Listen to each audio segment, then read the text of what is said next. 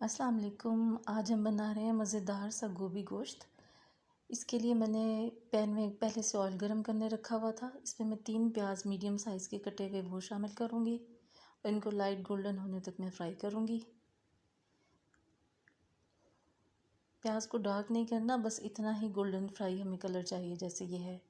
अब हाफ़ के जी मेरे पास चिकन है। चिकन को हम अच्छे से अब इसमें फ्राई करेंगे। चिकन का कलर चेंज हो जाए तब तक हम इसे फ्राई करेंगे।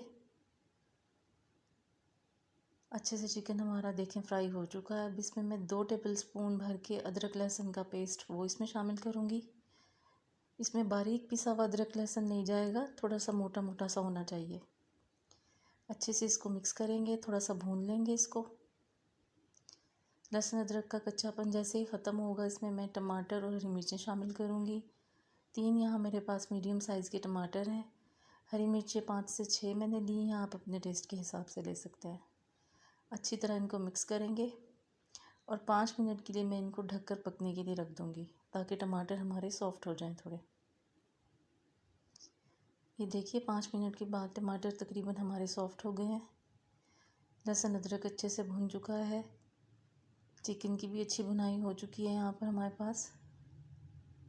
इसे अच्छी तरह मिक्स करेंगे और अब इसमें हम अपने मसाले शामिल करेंगे। मसालों में मेरे पास है हल्दी, नमक, मिर्च, धनिया, गरम मसाला और कुटी हुई लाल मिर्चें।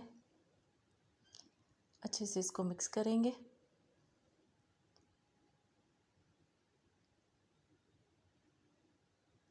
थोड़ा सा इसमें मैं पानी शामिल करूँगी, फिर इसे अच्छे से मिक्स करूँगी और उसके बाद मैं इसे तकरीबन 5 मिनट के लिए और ढककर पकने के लिए रख दूँगी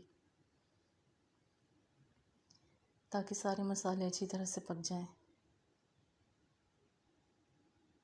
रेसिपी पसंद आए तो इसे लाइक करें, चैनल को सब्सक्राइब करें और रेसिपी को शेयर करें। 5 मिनट के बाद ये देखिए मसाले अच्छे से पक गए हैं हमारे सारे। टमाटर हमारे बिल्कुल गल गए हैं। मसाला तकरीबन हमारा भुन चुका है। चिकन भी हमारा थोड़ा गल चुका है। अब इसमें मैं कटी हुई गोभी डाल दूँगी। 1 किलो मेरे पास गोभी है। अब इसमें हम वो शामिल करेंगे और हल्के हाथ से इसे मिक्स करेंगे। इस वक्त गोभी ज़्यादा अच्छे से मिक्स नहीं होगी जब तक हम इसे 5 मिनट ढककर नहीं पकाएंगे। उसके बाद ये अच्छी तरह मिक्स हो जाएगी। 5 मिनट के लिए इसको हम रखते हैं, फिर मिलते हैं।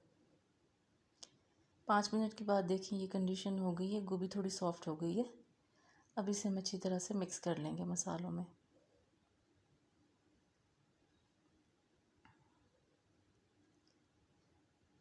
अच्छे से मिक्सिंग करने के बाद हम इसे फिर दोबारा से ढककर पकने के लिए रख देंगे और अब इसे तकरीबन आप 10 मिनट के लिए रखते हैं।